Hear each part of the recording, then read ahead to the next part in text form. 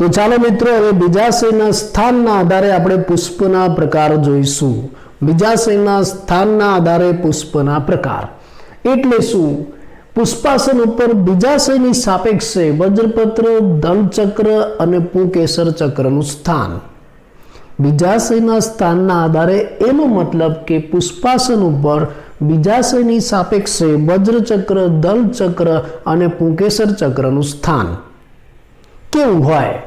તો આના આધારે આપણે આ પુષ્પને 3 પ્રકારમાં વહેંચીશું: અધોજાયી, ઉપરીજાયી અને પરિજાયી. શબ્દ યાદ રાખજો: અધોજાયી, પરિજાયી અને ઉપરીજાયી. જાયી ક્યાં જાય? ક્યાંય જવાનું નથી. અધોજાયી, ઉપરીજાયી, પરિજાયી ક્યાંય જતી નથી. મતલબ શું છે આપણે સમજીએ, આ શબ્દનો અર્થ સમજીએ. અધોજાયી, અહીંયા જાયી એવો શબ્દ વપરાય છે. એ જાઈ શબ્દ એ જાયાંગ ઉપરથી ઉતરી આવ્યો છે. જાયનો મતલબ આપણે શું કરવાનો છે? જાયનો મતલબ આપણે જાયાંગ કરવાનો છે.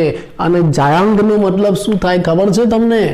જાયાંગનો મતલબ થાય સ્ત્રી કેસર. બરાબર ને? એટલે હવે તમે જુઓ, અધો એટલે નીચે, ઉપરી એટલે ઉપર, પરી એટલે પરિઘ ફરતે સાઈડમાં. હવે તમે વિચારો, અધોજાયી, અધો એટલે નીચે, અહીંયા જાયનો મતલબ શું થાય? જાયાંગ એટલે સ્ત્રી કેસર. એટલે અહીંયા અધોજાયી એટલે સ્ત્રી કેસરની નીચે. ઉપરી એટલે ઉપર, સ્ત્રી કેસરની ઉપર. પરિજાયી સ્ત્રી કેસરની પરિઘ ફરતે, પરી ક્યાંય જતી નથી. પરિજાયી એટલે સ્ત્રી કેસરની પરિઘ ફરતે એવો મતલબ થાય. પણ શું અહીંયા આપણે એમ કીધું કે સ્ત્રી કેસરની નીચે, અહીંયા આપણે એમ કીધું કે સ્ત્રી કેસરની ઉપર, અને અહીંયા આપણે એમ કીધું કે સ્ત્રી કેસરની પરિઘ ફરતે. પણ શું આ બાકીના ચક્ર, વજ્રચક્ર, દલચક્ર અને પુંકેસર ચક્ર, જ્યારે બાકીના ચક્ર સ્ત્રી કેસરની નીચે ગોઠવાયેલા હોય, પછી વજ્રચક્ર, દલચક્ર, પુંકેસર ચક્ર, તો એવા પુષ્પને અધોજાયી કહેવાય. જ્યારે બાકીના ચક્ર સ્ત્રી કેસરની ઉપર ગોઠવાયેલા હોય, વજ્રચક્ર, દલચક્ર, પુંકેસર ચક્ર, તો એવા પુષ્પને ઉપરીજાયી કહેવાય. જ્યારે બાકીના ચક્ર આ સ્ત્રી કેસરની પરિઘ ફરતે ગોઠવાયેલા હોય તો એને પરિજાયી કહેવાય. સમજાયું? આ મેં તમને શબ્દનો અર્થ સમજાવ્યો. હવે દરેક પ્રકાર આપણે વ્યવસ્થિત ભણીએ. ચલો, પહેલી શરૂઆત આપણે કરીશું અધોજાયીથી. આમાં શું જોવા મળશે? આમાં આ જે સ્ત્રી કેસર છે ને એ પુષ્પાસન ઉપર સૌથી ઉપરના ભાગે ગોઠવાયેલ છે. આ પુષ્પાસન છે. પુષ્પાસન શંકુ આકારનું હોય અને સ્ત્રી કેસર આ પુષ્પાસન ઉપર સૌથી ઉપર ગોઠવાયેલું છે. ઉચ્ચસ્થ સ્ત્રી કેસર છે, ઉચ્ચ સ્થાને. આ સ્ત્રી કેસર સૌથી ઉપર છે એટલે ઉચ્ચ સ્થાને છે. ઉચ્ચ સ્થાને સ્ત્રી કેસર છે. અને બાકીના જે ચક્ર છે, બાકીના જે ભાગો છે, વજ્રચક્ર, દલચક્ર, પુંકેસર ચક્ર, એ બધા આ સ્ત્રી કેસરની નીચે ગોઠવાયેલા હોય છે. કંઈક આ રીતે હું આકૃતિમાં બતાવું કે ભાઈ ચલો આ પુંકેસર ચક્ર આની નીચેથી ગોઠવાયેલું છે, નીચેથી ઉદ્ભવ પામે છે. પછી આ દલચક્ર એ પણ આની નીચેથી સર્જાય છે. દલચક્ર બરાબર. પછી આ વજ્રચક્ર એ પણ આની નીચેથી ઉદ્ભવ પામે. એટલે બાકીના બધા ભાગો છે આ સ્ત્રી કેસરની નીચે ગોઠવાયેલા છે. એટલે આ પુષ્પને શું કહેવાય છે? અધોજાયી. જાયી એટલે જાયાંગ, અધો એટલે નીચે, સ્ત્રી કેસરની નીચેથી બાકીના ચક્રો ઉદ્ભવે છે. એટલે આ પુષ્પને શું કહેવાય છે? અધોજાયી. અને તમે જો આમાં બીજાશય ક્યાં છે? આમાં બીજાશય સૌથી ઉપર છે, આ બધા ચક્રોની ઉપર. એટલે આવા બીજાશયને ઉચ્ચસ્થ બીજાશય કહેવાય. ઉચ્ચસ્થ બીજાશય. અને આ જે પુષ્પ થયું એને અધોજાયી પુષ્પ કહેવાય. અને આવા અધોજાયી પુષ્પ તમને ક્યાં જોવા મળે? રાઈ, જાસૂદ અને રીંગણમાં. રાઈ, જાસૂદ અને રીંગણ. તો આ થયું અધોજાયી. તમને આકૃતિ સાથે અલગથી પણ આ પ્રશ્ન પૂછાય કે અધોજાયી પુષ્પ આકૃતિ સાથે સમજાવો. આવો પ્રશ્ન પણ તમને પૂછાય. એમસીક્યુમાં તમને આના ઉદાહરણ પણ પૂછાય. નીચે આપેલ પૈકી કયું ઉદાહરણ અધોજાયી પુષ્પનું છે? તો ઉદાહરણ યાદ રાખજો, રાઈ, જાસૂદ અને રીંગણ. ચલો ફરી પાછું આમાં શું છે? આમાં પુષ્પાસન શંકુ આકારનું છે અને સૌથી ઉપરના ભાગે પુષ્પાસન ઉપર સૌથી ઉપરના ભાગે સ્ત્રી કેસર છે અને બાકીના ચક્રો એની નીચેથી ઉદ્ભવે છે, એટલે એને અધોજાયી પુષ્પ કહેવાય છે. બીજાશય કેવું થયું? ઉચ્ચસ્થ થયું. ચલો એનાથી વિરુદ્ધ આપણે ઉપરીજાયી પુષ્પની વાત કરીએ. ઉપરીજાયી પુષ્પમાં શું છે? ઉપરીજાયી પુષ્પમાં આ જે પુષ્પાસન છે આવું શંકુ આકારનું નથી. પુષ્પાસન ઉપરની તરફ વિકાસ પામે છે અને આ જે બીજાશય છે ને એને સંપૂર્ણ રીતે ઘેરી લે છે. આ વચ્ચે બીજાશય છે, આખું સ્ત્રી કેસર છે, આ વચ્ચે બીજાશય. પુષ્પાસન આવું શંકુ આકારનું નથી. પુષ્પાસન ઉપરની તરફ વિકાસ પામે છે અને બીજાશયને સંપૂર્ણ રીતે ઘેરી લે છે, એની સાથે જોડાયેલું છે. આ પુષ્પાસન છે. આ જે બ્લુ કલરમાં મેં બતાવ્યું પુષ્પાસન છે એ બીજાશયને સંપૂર્ણ રીતે ઘેરી લે છે અને એની સાથે જોડાયેલું છે. અને હવે શું થશે? બાકીના જે ચક્ર છે, જે બધા વજ્ર ચક્ર, દલ ચક્ર, પુંકેસર ચક્ર, એ આની ઉપરથી સર્જાય છે. આ બીજાશયની ઉપરથી સર્જાય છે. આ રીતે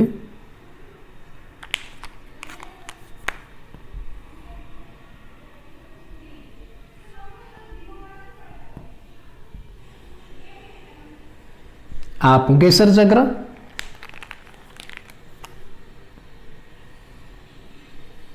દલ ચક્ર અને આ વજ્ર ચક્ર.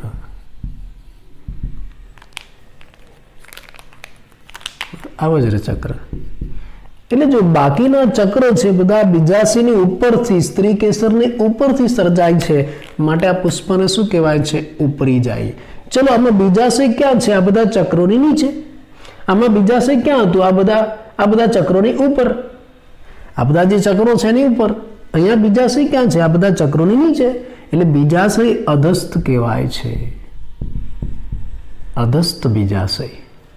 ખ્યાલ આવ્યો? તો આવું જે પુષ્પ થયું એને ઉપરીજાયી પુષ્પ કહેવાય છે. ઉદાહરણ તરીકે જામફળ, કાકડી ના અને સૂર્યમુખીના કિરણ પુષ્પ. જામફળ, કાકડીના પુષ્પ, હો, ફળ નહીં. જામફળ, કાકડીના પુષ્પ અને સૂર્યમુખીના કિરણ પુષ્પક. મેં તમને સમજાવ્યું હતું કે ભાઈ સૂર્યમુખી પુષ્પ નથી, સૂર્યમુખી પુષ્પ વિન્યાસ છે અને એમાં બે પ્રકારના પુષ્પ હોય. એક વચ્ચે કેન્દ્ર ભાગે હોય એને બિંબ પુષ્પક કહેવાય. અગાઉ મેં તમને બતાવ્યું હતું. અને પરિઘ ફરતી સાઈડમાં છે એને કિરણ પુષ્પક કહેવાય. આ કિરણ પુષ્પકની અંદર આ ઉપરીજાયી પ્રકારનું પુષ્પ છે, એપિગાયનસ. કેવું હોય? ફરી એકવાર જોઈ લઈએ કે ભાઈ આમાં શું છે. આમાં જે પુષ્પાસન છે આ રીતે શંકુ આકારનું નથી, ઉપરની તરફ વિકાસ પામે છે અને આ જે બીજાશય છે એને સંપૂર્ણ રીતે ઘેરી લે છે, એની સાથે જોડાયેલું છે અને બાકીના ભાગો છે આ બીજાશયના ઉપર ગોઠવાયેલા છે, માટે ઉપરીજાયી પુષ્પ કહેવાય છે. અને બીજાશય આ બધા ચક્રોની નીચે છે એટલે અધસ્થ બીજાશય કહેવાય. ચલો પરિજાયી. હવે પરી ક્યાં જાય છે? નથી જવા દઈએ, આપણે એને અટકાવીશું કે ભાઈ પરિજાયીમાં શું છે. પરિજાયીમાં તમે આ પુષ્પાસન જુઓ, બિંબાકારનું છે. અહીંયા પ્યાલાકાર હતું. અહીંયા પુષ્પાસન પ્યાલાકાર હતું, કપ શેપ, પ્યાલાકાર પુષ્પાસન. આમાં શંકુ આકારનું હતું, આમાં પ્યાલાકાર.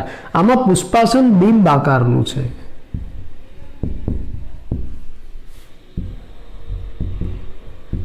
બિંબ આકારનું છે અને એમાં સ્ત્રી કેસર કેવી રીતના ગોઠવાયેલું છે? એકદમ મધ્યસ્થ ભાગે ગોઠવાયેલું છે.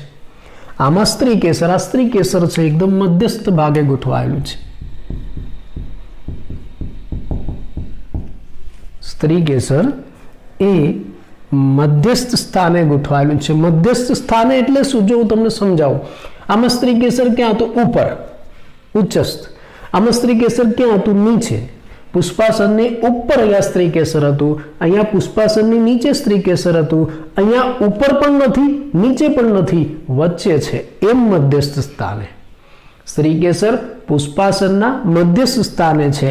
આની જેમ ઉપર પણ નથી અને આની જેમ નીચે પણ નથી. હો, સ્ત્રી કેસર અહીંયા પુષ્પાસનની ઉપર છે, અહીંયા સ્ત્રી કેસર પુષ્પાસનની નીચે છે, અહીંયા ઉપર પણ નથી, નીચે પણ નથી, મધ્યસ્થ સ્થાને ગોઠવાયેલું છે. ખાસ યાદ રાખજો, સ્ત્રી કેસર પુષ્પાસનના મધ્યસ્થ સ્થાને ગોઠવાયેલું છે.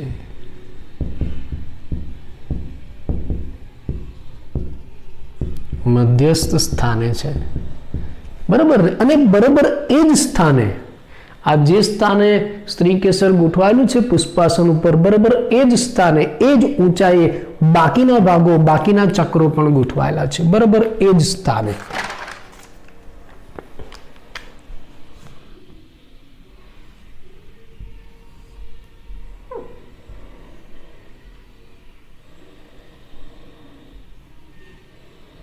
આ પુંકેસર ચક્ર છે.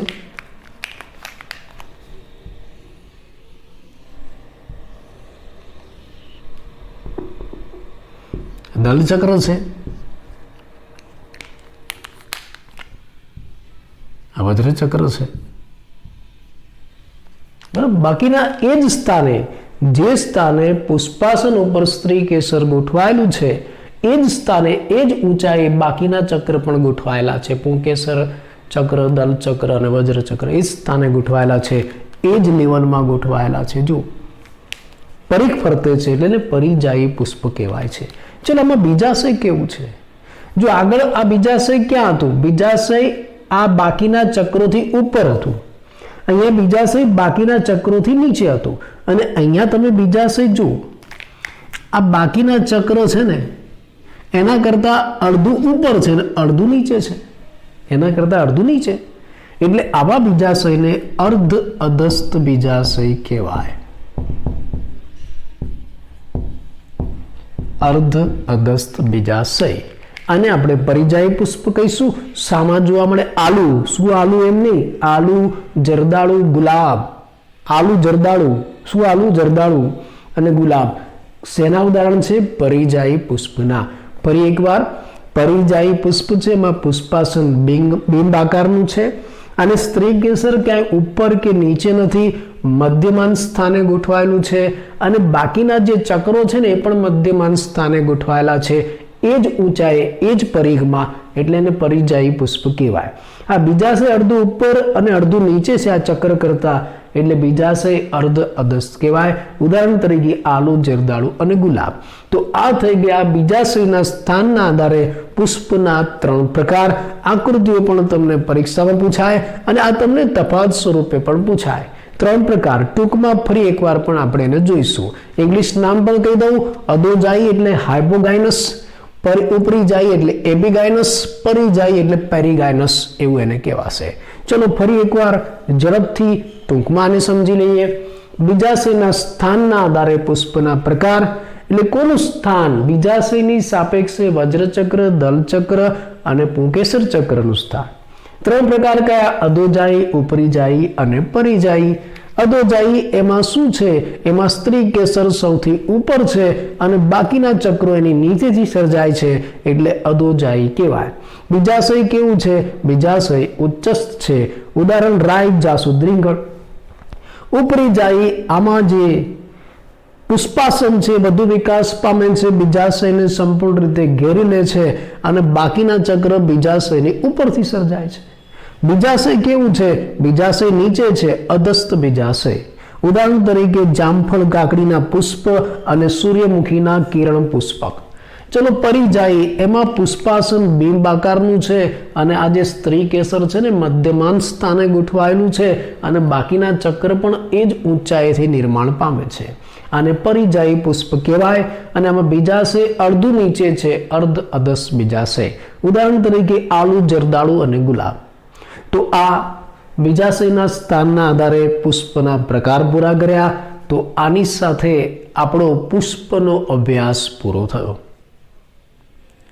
જો આપણે અત્યાર સુધી વનસ્પતિના બાહ્યાકાર લક્ષણો જોયા કે ભાઈ વનસ્પતિમાં મૂળ કેવું હોય, પ્રકાંડ કેવું હોય, પર્ણ કેવું હોય, પુષ્પ કેવું હોય વગેરે, એટલે હવે તમે વનસ્પતિને બહારથી ઓળખતા થઈ ગયા. એટલે હવે તમે આ બાહ્યાકાર લક્ષણોના આધારે કોઈ પણ વનસ્પતિનું વર્ણન કરી શકો છો. પણ કેવી રીતે?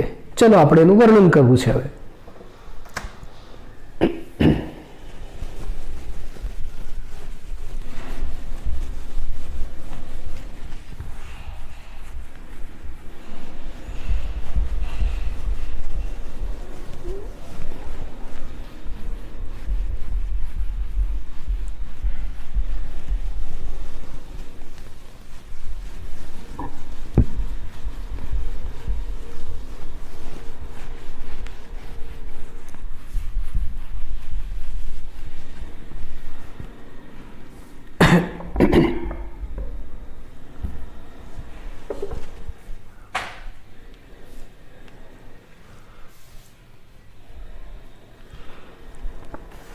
ચલો હવે આપણે આ જે બાહ્યાકાર લક્ષણો આપણે ભણ્યા એના આધારે કોઈ પણ વનસ્પતિનું વર્ણન કરવું છે તો તમે કેવી રીતે કરી શકશો? તો પહેલી વસ્તુ, કોઈ પણ વનસ્પતિનું તમે વર્ણન કરવા જાઓ છો, વર્ણન હંમેશા એક તો સંક્ષિપ્તમાં હોવું જોઈએ. ગમે એમ વર્ણન નથી કરવાનું, એના નિયમો છે. સંક્ષિપ્તમાં કરવાનું. બીજું, સરળ ભાષામાં કરવાનું, એકદમ સરળ વર્ણન કરવાનું, ઇઝી, અને વૈજ્ઞાનિક ભાષામાં કરવાનું. હો, સરળ ભાષામાં નહીં, સરળ રીતે, વૈજ્ઞાનિક ભાષામાં અને ચોક્કસ ક્રમમાં કરવાનું.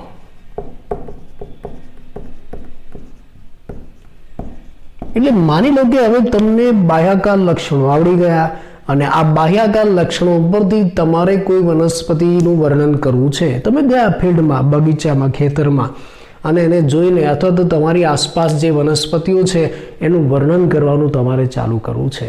તો વર્ણન તમે કેવી રીતે કરશો? તો પહેલું વર્ણન સંક્ષિપ્ત, ટૂંકમાં કરવાનું, બહુ લાંબુ નહીં. બીજું, એકદમ સરળ રીતે કરવાનું. અને ત્રીજું, વૈજ્ઞાનિક ભાષામાં જ કરવાનું. સૌથી અગત્યનું, ચોક્કસ ક્રમમાં કરવાનું. પ્રશ્ન એમ થાય કે કયા ક્રમમાં કરવાનું? ચોક્કસ ક્રમ. ચોક્કસ ક્રમ, વાત સાચી, પણ એ ચોક્કસ ક્રમ કયો ક્રમ? તો એ ક્રમ કંઈક આવો છે. પહેલું તમે વર્ણન કરો એટલે સૌથી પહેલા એનું નિવાસ સ્થાન લખવાનું. હેબિટેટ. હેબિટેટ એટલે નિવાસ સ્થાન. કે ભાઈ એ વનસ્પતિ તમને ક્યાં જોવા મળે છે? ક્યાં જોવા મળે છે એટલે બાજુવાળાના ગટરમાં નહીં કે ફલાણાના કુંડામાં, એવું નહીં. આખા વિશ્વમાં ક્યાં જોવા મળે છે? વિષુવવૃત્ત પ્રદેશમાં, ઉષ્ણ પ્રદેશમાં, ધ્રુવ પ્રદેશમાં, સમશીતોષ્ણ વિસ્તારમાં, એવું નિવાસ સ્થાન લખવાનું. બીજું, એનું સ્વરૂપ તમારે લખવાનું. કે ભાઈ તમે જે વનસ્પતિનું વર્ણન કરવા જઈ રહ્યા છો એ વનસ્પતિ કયા સ્વરૂપની છે? કે ભાઈ એ છોડ સ્વરૂપની છે કે પછી વૃક્ષ સ્વરૂપની છે કે પછી શુષ્ક સ્વરૂપની છે કે પછી વેલા સ્વરૂપની છે, એવું સ્વરૂપ લખવાનું. આ ક્રમમાં જ તમારે વર્ણન કરવાનું. અને સ્વરૂપ લખ્યા પછી એના વાનસ્પતિક લક્ષણો લખવાના. વાનસ્પતિક લક્ષણો એટલે શું? વાનસ્પતિક લક્ષણો એટલે એનું મૂળ કેવું છે, એનું પ્રકાંડ કેવું છે, પર્ણો કેવા છે, આવા વાનસ્પતિક અંગોના લક્ષણો લખવાના. અને એ લખ્યા પછી છેલ્લે તમારે એ વનસ્પતિના પુષ્પીય લક્ષણો લખવાના. પુષ્પ વિશેની માહિતી આપવાની કે ભાઈ એમાં પુષ્પ વિન્યાસ કેવો છે,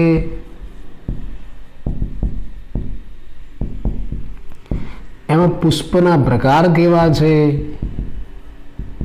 એમાં પુષ્પના ભાગો કેવા છે, આ બધું વર્ણન કરવાનું.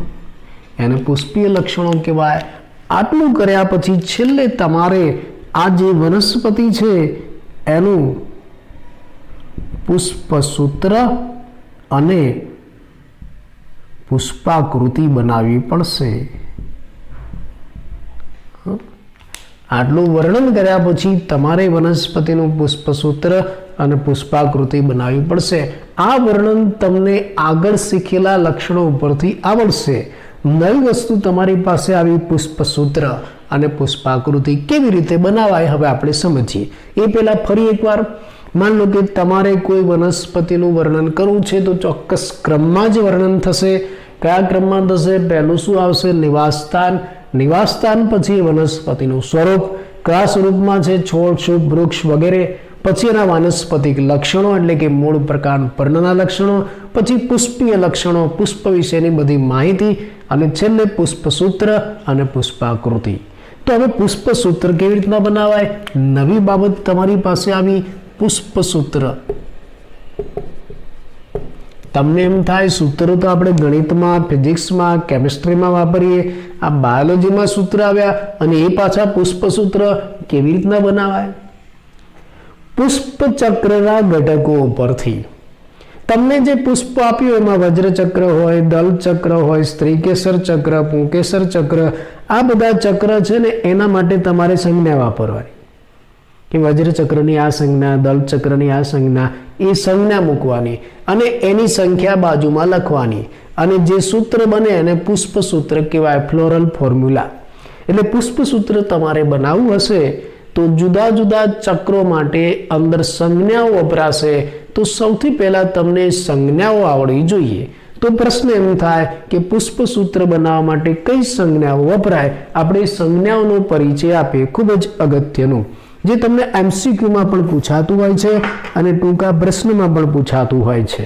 પુષ્પસૂત્ર માટે વપરાતી સંજ્ઞાઓ. પુષ્પસૂત્રની સંજ્ઞાઓ, જુદી જુદી સંજ્ઞાઓ વાપરી શકીએ છીએ. તમારે આ જે પુષ્પસૂત્ર બનાવવાનું છે ને, પુષ્પને જોઈને બનાવવાનું છે. તમને એક પુષ્પ આપી દીધું હોય, પુષ્પને જોઈને એના ઉપરથી સૂત્ર બનાવવાનું સંજ્ઞાઓનો ઉપયોગ કરીને. માન લો કે સૌથી પહેલા તમે પુષ્પ જોવો છો, નિયમિત છે કે અનિયમિત તમારે લખવું છે, તો એના માટે સંજ્ઞા વપરાશે. કેવી? દાખલા તરીકે તમે આમ રાઉન્ડ કરશો અને પછી એની અંદર આવું પ્લસ કરશો તો આ સંજ્ઞા છે ને એ નિયમિત પુષ્પની છે. તમે આવું દોર્યું ને એનો મતલબ કે તમે શું દર્શાવો છો? નિયમિત પુષ્પ. નિયમિત પુષ્પ. તમે જાણો છો કે નિયમિત પુષ્પમાં તમે અહીંથી કાપો, અહીંથી કાપો, કોઈ પણ ત્રિજ્યાથી કાપો, બે સરખા ભાગ થાય, નિયમિત પુષ્પ. એટલે તમારે કોઈ પુષ્પ નિયમિત છે એવું દર્શાવવું હોય તો આ સંજ્ઞા વાપરવી પડશે. હવે તમારે અનિયમિત પુષ્પ દર્શાવવું હોય તો તમારે આવું રાઉન્ડ કરવાનું. તમે જાણો છો કે અનિયમિત પુષ્પમાં ફક્ત એક જ લંબધરીએ બે સરખા ભાગ થાય તો આવી એક લંબધરી બતાવવાની, બસ આટલું. આ જે સંજ્ઞા થઈ અનિયમિત પુષ્પની થઈ. સમજાયું? ચલો પુષ્પના ચક્રોની વાત કરીએ. પુષ્પમાં આમ તો મુખ્ય 4 ચક્ર છે, બહારથી અંદર તરફ. બહાર સૌથી બહાર વજ્રચક્ર, પછી એની અંદર દલચક્ર, પછી એની અંદર પુંકેસર ચક્ર અને સૌથી અંદર સ્ત્રીકેસર ચક્ર. પણ ઘણી વખત મેં તમને કહ્યું હતું, દાખલા તરીકે મેં તમને જાસૂદનું પણ બતાવ્યું હતું કે ભાઈ ઘણી વખત અમુક પુષ્પની અંદર 5મું એક વધારાનું ચક્ર હોય છે અને એને આપણે શું નામ આપ્યું હતું? એને આપણે ઉપવજ્ર ચક્ર એવું નામ આપ્યું હતું. અથવા તો બીજી એક વસ્તુ કે ઘણા પુષ્પોની નીચે નિપત્ર પણ હોય છે. એ જે વજ્રચક્રની નીચે શું હોય? નિપત્ર હોય. તો માન લો કે જે પુષ્પની અંદર આવા નિપત્ર છે તમારે દર્શાવવું છે તો તમે કેવી રીતના દર્શાવી શકો? BR. BR નો મતલબ નિપત્રી પુષ્પ.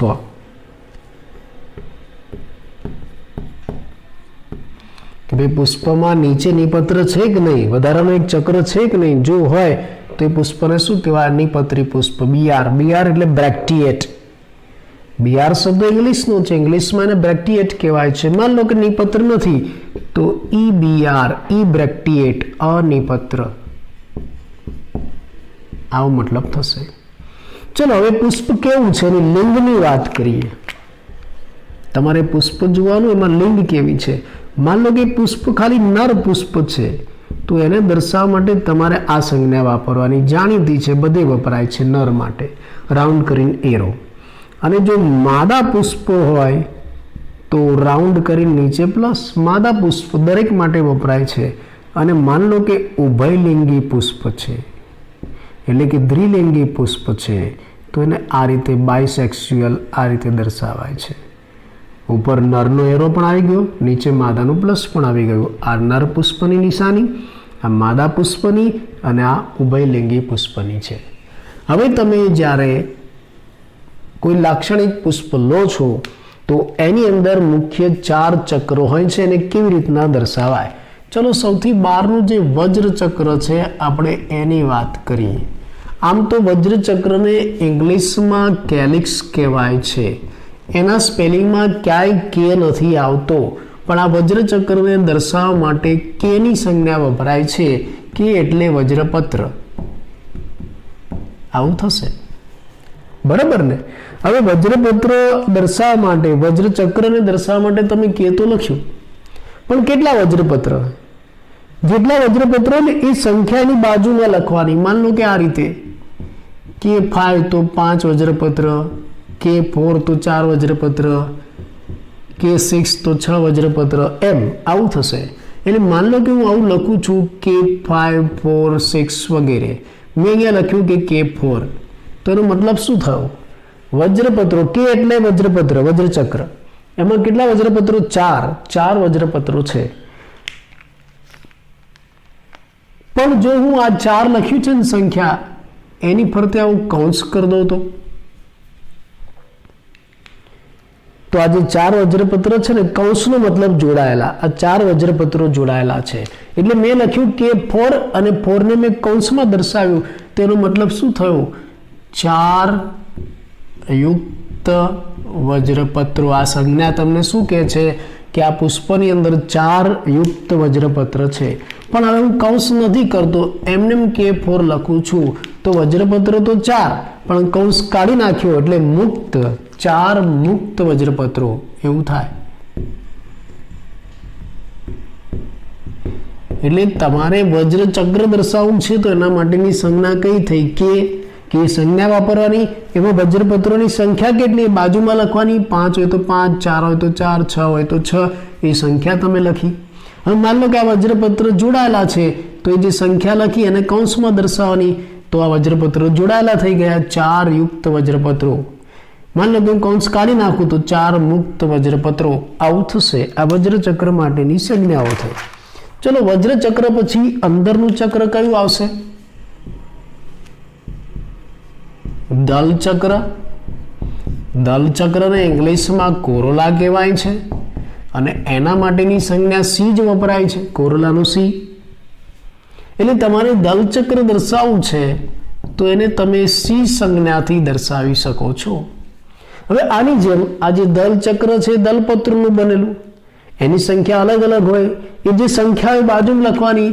માન લો કે દલપત્ર 5 હોય તો C5, 4 હોય તો C4, 3 હોય તો C3, આવું બાજુમાં સંખ્યા લખવાની. આ સંખ્યા છે દલપત્રની. હવે અહીંયા પણ આવા ઓપ્શન, માન લો કે હું લખું છું C5 એટલે 5 દલપત્રો, પણ એ કૌંસમાં લખું છું તો 5 યુક્ત દલપત્ર, યુક્ત દલપત્રો એવો મતલબ થાય સંજ્ઞાનો. અને માન લો કે હું C5 એમને લખું છું, કૌંસ નથી કરતો, તો 5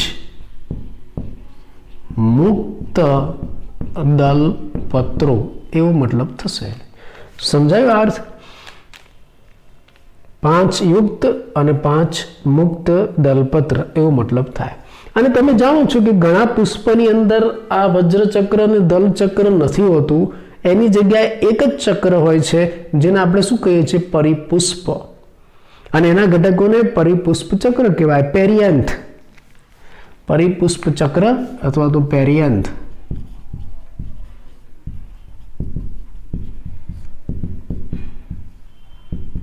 પેરિયન્થ. અને પેરિયન્થ પરિપુષ્પ ચક્રને દર્શાવવા માટેની સંજ્ઞા P છે. P એટલે પરિપુષ્પ ચક્ર. આવું થશે.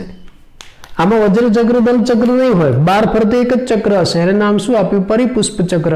અને એને દર્શાવવા માટેની સંજ્ઞા શું? પી લખ્યું છે એટલે પરિપુષ્પ ચક્ર. હવે એના ઘટકોની સંખ્યા કેટલી? બાજુમાં લખાય. માન લો કે હું લખું છું P6, તો એનો મતલબ શું થયો? P6 નો મતલબ શું થયો?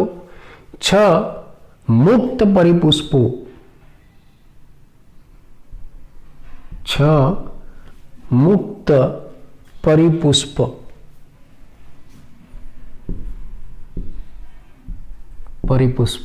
અને मान लो कि कौंस कर नाखू तो 6 युक्त परिपुष्प. અને ઘણી વખત આવું પણ જોવા મળે. જો હું લખું છું સંજ્ઞા, જો P3+3, P એટલે પરિપુષ્પ, 3+3 મેં એવું લખ્યું, બે અલગ અલગ લખ્યા. એટલે અહીંયા જે પરિપુષ્પો છે ને બે ચક્રમાં વહેંચાયેલા છે, એક અંદર અને એક બહાર હોય. અને દરેક ચક્રમાં પરિપુષ્પ પત્રોની સંખ્યા કેટલી? 3. એટલે અંદર 3 પરિપુષ્પ પત્રો વાળું ચક્ર, એની બહાર બીજા 3 વાળું ચક્ર, બે અલગ અલગ ચક્રમાં. એટલે 6 પરિપુષ્પ છે એવો મતલબ થશે. 6 પરિપુષ્પ. પરિપુષ્પ કેટલા? 3+3 એટલે 6 પરિપુષ્પો.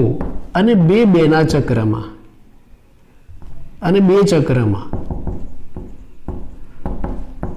દરેકમાં 3 ઘટક. બરાબર ને? પી એટલે પેરિયન્થ, એટલે પરિપુષ્પ. કેટલા છે? 3+3 એટલે 6 પરિપુષ્પો છે. એ પત્રો 6 છે. એ 6 પાછા કેવા? 2 ચક્રમાં છે, અલગ અલગ. એક ચક્ર અને દરેકમાં 3 ઘટક, આમાં 3, આમાં 3, એવો મતલબ થશે. P3+3 આવું આવશે એટલે સમજાવું છું. બરાબર. હવે આપણે એની અંદરનું ચક્ર લઈએ, વજ્રચક્ર, દલચક્ર, પછી પુંકેસર ચક્રની આપણે વાત કરીએ. પુંકેસર ચક્ર, જેને ઇંગ્લિશમાં એન્ડ્રોસિયમ કહેવાય છે, એન્ડ્રોસિયમ. અને માટે જ એના માટે જે સંજ્ઞા વપરાય છે એ બરાબર પુંકેસર ચક્ર. એન્ડ્રોસિયમનો એ પુંકેસર ચક્ર. અહીંયા પણ જે સંખ્યા છે એ બાજુમાં લખાય. માન લો કે કોઈની અંદર 5 પુંકેસર છે, તો આપણે આવું લખીશું A5, એટલે 5 મુક્ત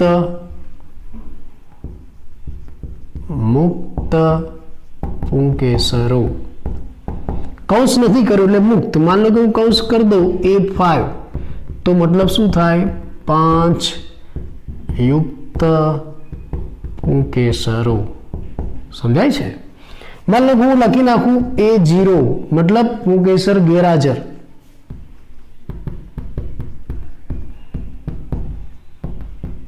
ઘણામાં એવું હોય પુંકેસર ના હોય તો A0. અને એની જગ્યાએ હું એવું લખું છું, ચલો એક નવું A ઇન્ફિનિટિવ. મતલબ પુંકેસરો કેવા? પુંકેસરો અસંખ્ય પુંકેસરો, ઘણા બધા.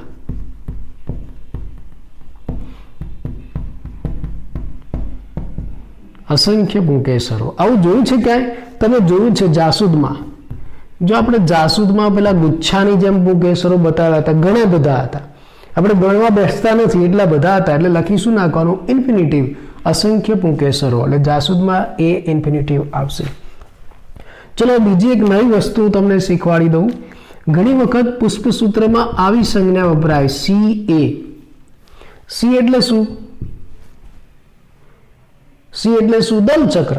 A એટલે શું? પુંકેસર ચક્ર. અને એ બંનેને જોડતી ઉપર લીટી કરી છે, બંનેની ચોટલી બાંધી દીધી છે, બંનેના છેડા બાંધી દીધા છે. આનો મતલબ શું થાય? આ પુંકેસરો દલપત્ર સાથે જોડાયેલા છે. પુંકેસરો દલ લગ્ન. તમે આ સંજ્ઞાઓને ઉપરથી જોડી દો ને, તો એ બે ઘટકો એકબીજા સાથે જોડાયેલા છે એવો મતલબ થાય. એટલે અહીંયા મતલબ શું થશે? પુંકેસરો દલ લગ્ન. પુંકેસરો દલ લગ્ન, CA. માન લો હું આવું લખું છું PA, તો મતલબ શું થાય? પુંકેસરો, P એટલે પેરિયન્થ, પરિપુષ્પ. પુંકેસરો પરિલગ્ન, પરી સાથે લગ્ન કર્યા, પરિલગ્ન. સમજાયું? એટલે આ પણ સંજ્ઞાઓ તમે વાપરી શકો છો.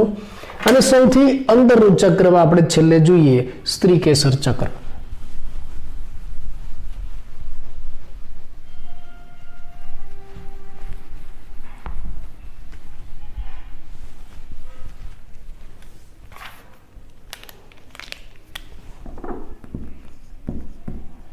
સ્ત્રી કેસર ચક્ર.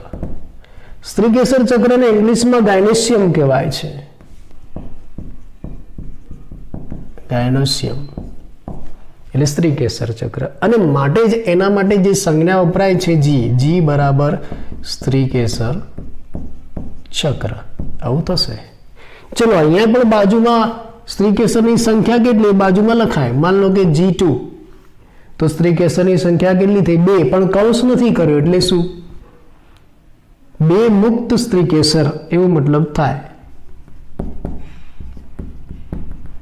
મુક્ત સ્ત્રી કેસર પણ હું કૌંસ કરી નાખું છું તો 2 યુક્ત સ્ત્રી કેસર આવું તમે લખી શકો છો. માન લો કે અહીંયા હું G0 લખી નાખું છું સ્ત્રી કેસર ગેરહાજર. જેમ A0 એટલે પુંકેસર ગેરહાજર હતું એમ G0 એટલે સ્ત્રી કેસર ગેરહાજર. જ્યારે તમે એકલિંગી પુષ્પ બતાવો ને તેમાં આવું આવશે. નર પુષ્પ લખો છો તેમાં G0 આવે, માદા પુષ્પ લખો છો તો A0 આવે, સ્ત્રી કેસર ગેરહાજર આવું આપણે કહી શકીએ. બીજું આ સંજ્ઞા ઉપરથી તમે બીજાશયનું સ્થાન પણ બતાવી શકો સ્ત્રી કેસરમાં.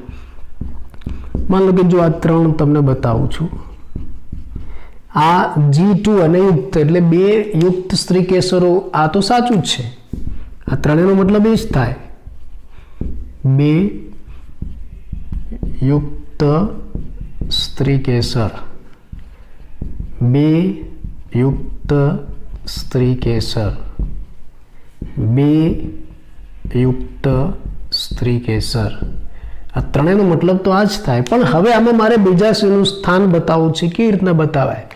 મેં આ 2 યુક્ત સ્ત્રી કેસર દર્શાવવા માટે આ સંજ્ઞા વાપરી G2 અને કૌંસમાં. હવે મારે બીજાશયનું સ્થાન બતાવવું છે.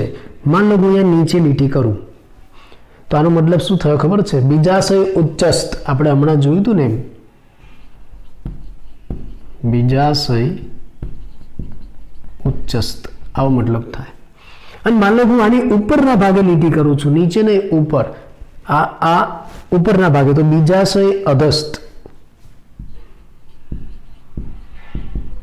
બીજાશય અધસ્થ એવું થશે.